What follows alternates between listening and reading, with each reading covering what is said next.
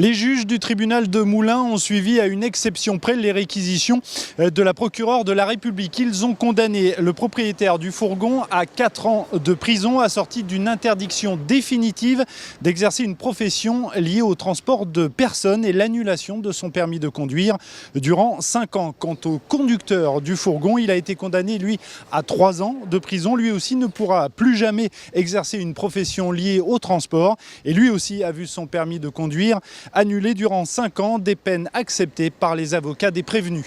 L'emprisonnement semblait évidemment inévitable.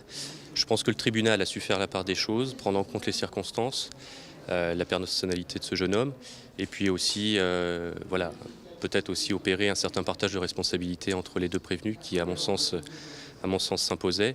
Donc c'est une décision évidemment qu'on accepte, on ne va pas faire appel à cette décision.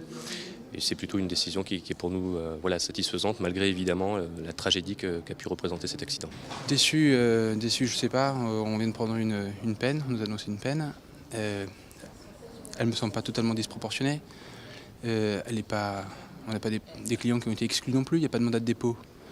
Donc ils vont pouvoir continuer une activité professionnelle.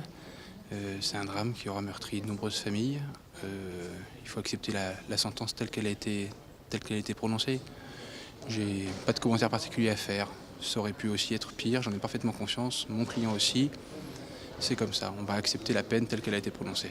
Alors précision supplémentaire tout de même, et elle est d'importance, les deux prévenus sont ressortis libres du tribunal. Ils purgeront leur peine ultérieurement et sans doute au Portugal. En tout cas dans son réquisitoire, la procureure de la République s'est montrée implacable avec les deux hommes, évoquant l'absence de souvenirs du chauffeur du fourgon. Emmanuel Fredon évoque un trou noir à géométrie variable. Il ne se souvient plus de son comportement à partir du moment où ce comportement devient gênant. Concernant le propriétaire du fourgon, la procureure l'accuse d'avoir enfermé les 12 victimes dans un cercueil sur roue et de dénoncer l'existence d'un véritable marché noir du transport entre la Suisse et le Portugal. La procureure de la République ne s'est pas arrêtée là. En regardant droit dans les yeux, elle les prévenue. Elle a évoqué une association de malfaiteurs.